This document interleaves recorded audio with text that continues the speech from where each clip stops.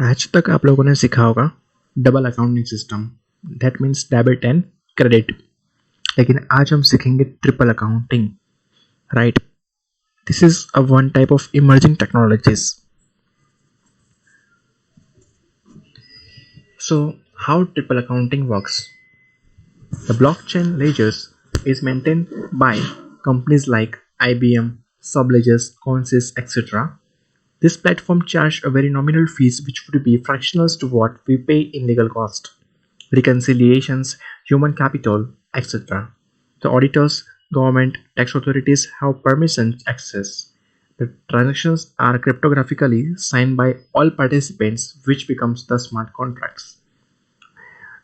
Triple accounting entry में एक debit होता है, एक क्रेडिट होता है. उसके अलावा भी एक सेकंड एंट्री पास किया जाता है जो सिंगल एंट्री होती है इन क्लाउड्स के अंदर वो जिसे हम बोलते हैं स्मार्ट कॉन्ट्रैक्ट, राइट? तो वो सब क्लाउड्स की सर्विस प्रोवाइड करने वाली कंपनीज का नाम है IBM है, बीट बॉन्ड है, राइट? सब लेजर्स है, कॉन्सेस है. वो सारी कंपनी ये सब सर्विस प्रोवाइड करती है, राइट?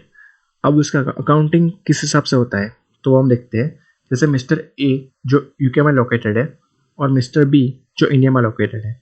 मिस्टर ए ने कुछ ऑर्डर दिया था मिस्टर बी को कुछ परचेस करने के लिए, राइट? जिसका वो पेमेंट करने वाला है $1,000, राइट? और यहाँ पर है हमारा स्मार्ट कॉन्ट्रैक्ट है जो आपको यहाँ पर दिख रहा है, वो स्मार्ट कॉन्ट्रैक्ट है जिसमें लिखा हुआ है agreement to transfer $1,000 from A to B, one service और गुड्स प्रोवाइडेड, राइट? तो हमने बोला, जैसे मैंने बोला था, एक पब्लिक क्लाउड कंप्यूटिंग होता है, एक क्लाउड अलग से होता है जिसके अंदर ये जो यहाँ पर डेबिट एंड क्रेडिट एंट्री थी उसके अलावा भी एक सिंगल एंट्री मिस्टर ए या फिर मिस्टर बी दोनों में से कोई एक पास ऑन कर सकता है. तो इस केस में मिस्टर ए ने सपोज उस क्लाउड के अंदर एक सिंगल एंट्री पास किया कि मुझे गुड्स मिल गए $1,000 का मुझे गुड्स मिल चुके थे, राइट? तो उसकी टोकन्स के थ्रू इन्फॉर्मेशन जाते हैं मिस्टर बी को. तो ऑनलाइन क्लाउड्स के अंदर ये एंट्री रिकन्सिलेशन हो जाती है ऑटोमेटिक, राइट? और इस एंट्री को हमको बुक्स ऑफ अकाउंट के साथ चेक करना होता है. तो हमारा बुक्स ऑफ अकाउंट क्या होता है कि बुक्स ऑफ अकाउंट को तो मैनिपुलेट किया जा सकता है, राइट? जैसे मिस्टर ए ने यहाँ पर 200 डाल दिया या फिर मिस्टर बी ने अकाउंटिंग एंट्री पास नहीं की. लेकिन अगर दोनों में से किसी एक ने यहाँ पर सिंगल एंट्री पास की होगी ना तो उसमें हम रिकन्सिलेशन पता चल सकता है कि कौन से एंट्री में मैनिपुलेशन वगैरह हुआ है, राइट? कौन सी एंट्री ओवरसेट बताई गई है या फिर कौन सी एंट्री अंडरसेट बताई गई है, राइट? अब यहाँ पर जो हमने थर्ड एंट्री पास यहाँ पर किया है, this entry cannot be altered, cannot be delete, cannot be erase, right? उसमें सिर्फ एडिशन हो सकता है. अगर उसमें कुछ भी एडिशन डिलीशन करना हो तो बोथ पार्टी की क्या होनी चाहिए, एग्रीमेंट होना चाहिए. Both party should be agreed to addition और डिलीशन ऑन दिस एंट्री. और स्मार्ट कॉन्ट्रैक्ट जो हमारा जो परचेस ऑर्डर वगैरह बनता है, सेल्स ऑर्डर वगैरह बनता है, ये पूरे का पूरा जो ऑर्डर्स होता है ना इस पब्लिक डोमेन के अंदर अपलोड किया जाता है. तो ये जो प्लेटफॉर्म होता है स्मार्ट कॉन्ट्रैक्ट का वो ऑटोमेटिक उस पर्टिकुलर चीज़ को, उस पर्टिकुलर परचेस ऑर्डर को समझ लेता है, राइट? तो जो पहले इश्यू आता था different interpretation of the contract by two different individuals, तो यहाँ पर वो उस एलिमिनेशन हो सकता है, राइट?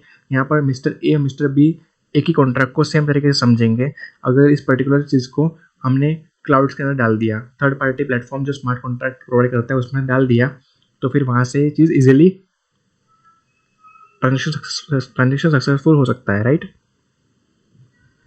जैसे मैंने बताया कि मिस्टर ए इन्फॉर्मेशन करेगा वो service and goods provided to smart contract जो सर्विस को प्रोवाइड करता है थर्ड पार्टी उसको, और मिस्टर बी इन्फॉर्मेशन सेंड करेगा कि हमने गुड्स एंड सर्विस प्रोवाइड कर दिया. अब जैसे ही एग्रीमेंट कंप्लीट हो जाएगा ना तो ऑटोमेटिकली पेमेंट स्मार्ट कॉन्ट्रैक्ट के थ्रू मिस्टर बी को मिल जाएगा, राइट? और अभी जब ऑडिटर जो होता है उस ऑडिटर को सिर्फ ब्लॉकचेन लेजर प्रोवाइड किया जाता है. जो थर्ड पार्टी ने सिंगल एंट्री पास किया था वो ब्लॉकचेन लेजर से ही ऑडिटर को प्रोवाइड किया जाता है और ऑडिटर उस सिंगल एंट्री को दोनों के बुक्स ऑफ अकाउंट के साथ मैच कर लेगा. अगर कहीं पे भी रिकन्सिलेशन वगैरह की जरूरत पड़ती है तो उसके पार्टी से कन्फर्मेशन वगैरह मांग सकता है इजीली, और यहाँ से इजीली आइडेंटिफिकेशन हो सकता है फ्रॉड वगैरह हुआ है कि नहीं.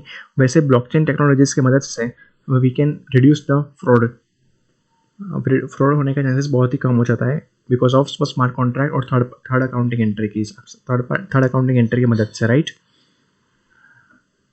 Major companies, major players in the industries are IBM and Big Four. These are the seasoned and trusted players in the industry who are acting as a catalyst to boost these industries. Startup likes Hyperledger, Ethereum, Consys, Subledger, etc. are the startup that are completely devoting thousands of hours to perfect this and bring it to the world. देखिए यहाँ पर क्या होता था कि जब मैंने $1000 का पेमेंट जो होता है या फिर अभी तो कोई सी कंपनी का मल्टीपल कंट्रीज के अंदर भी ट्रांजेक्शन होता होगा, तो कई कई जगह पर इथेरियम में पेमेंट हो सकता है, कई जगह पर डॉलर में, कई जगह पर यूरो में, तो ये ऑटोमेटिक कन्वर्जन हो सकता है बाय दिस स्मार्ट कॉन्ट्रैक्ट और थर्ड एंट्री जो अकाउंटिंग एंट्री हमने पास किया है उसकी मदद से ऑटो कन्वर्जन भी हो सकता है और पेमेंट भी ऑटोमेटिक हो सकता है इस पर्टिकुलर सिचुएशन की मदद से, राइट। तो उसके बेनिफिट क्या हो सकते हैं, ट्रिपल अकाउंटिंग के बेनिफिट क्या है, क्योंकि रियल टाइम है। जैसे मैंने बुक्स में एंट्री पास की, एक सिंगल एंट्री हमको पास करनी ही पड़ती है ब्लॉकचेन के अंदर ताकि वो अल्टर ना होए कभी जिंदगी के अंदर, और has a self auditing capabilities. कोई भी दोनों में से कोई पार्टी उसका सेल्फ ऑडिट भी कर सकता है कि कौन कितनी एंट्रीज मेरे थर्ड पार्टी प्लेटफॉर्म में हुई है और कितनी एंट्री मेरे बुक्स ऑफ अकाउंट में है, right. Improve data management and security को भी प्रोवाइड करता है बिकॉज ये डेटा कभी भी डिलीट हो सकता नहीं है जो ब्लॉकचेन में एंट्री पास किया है, it can not be altered, can not be removed from the blockchains. Reduced legal cost, तो मुझे अपना जो डॉक्यूमेंटेशन जो अपना परचेज ऑर्डर को लीगल करवाने की ज़रूरत पड़ती थी, उसमें स्टैम्प नोटराइज करवाने की ज़रूरत पड़ती थी, वो सब मुझे नहीं करनी पड़ेगी क्योंकि मेरा जो परचेज ऑर्डर वगैरह होगा, सेल्स ऑर्डर वगैरह होगा, सीधा डायरेक्टली प्लेटफॉर्म के अंदर चला जाएगा, थर्ड पार्टी प्लेटफॉर्म के अंदर वो चला जाएगा जो मेंटेन करेगा। Healthy relationship between with the business, दोनों बिजनेस को सेम कॉन्ट्रैक्ट को सेम तरीके से इंटरप्रेट करेगा और स्मूथली पेमेंट वगैरह का हो सकता है अच्छी तरीके से। Trust to ensure the more businesses can transact with newer parties.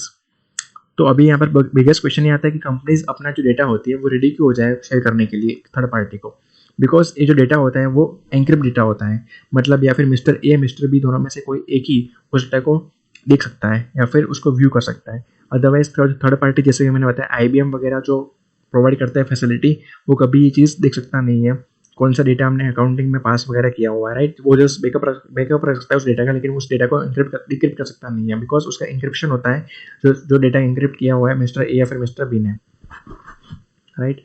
तो ये एकदम सिक्योर प्लेटफॉर्म है। Why triple accounting? Due to the issue of cross organisation transactions, because आज के देश के अंदर क्या होता है, आज के ज़माने में क्या होता है कि बहुत मल्टीपल्स कंट्री के साथ ट्रांजेक्शन हो चुका है, तो उस हर एक ट्रांजेक्शन को सेम तरीके से इंटरप्रिटेशन करना बहुत इश्यू आता है, तो इसलिए एंट्री ट्रिपल अकाउंटिंग में पास किया जाता है।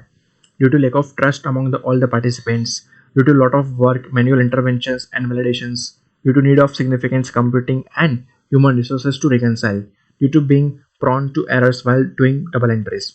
डबल एंट्री करने से एरर्स होने के चांसेस मैंने बताया था कि मिस्टर ए या फिर 200 रुपये से एंट्री करे, $200 से एंट्री करे, या फिर मिस्टर बी एंट्री ना करे बुक्स ऑफ अकाउंट में, तो वो सब इश्यू थी डबल अकाउंटिंग एंट्री के अंदर, लेकिन उसको अवॉइड किया जा सकता है by helping of the word triple accountings. और जितने भी मैनुअल इंटरवेंशन थे, PO के अंदर साइन करना, सेल्स ऑर्डर जनरेट करने के इस में साइन करना, वो सब इश्यू भी रिजोल्व हो सकता है by entering into this PO into smart contract और इन द ब्लॉकचेन्स मैनुअल के अंदर, राइट।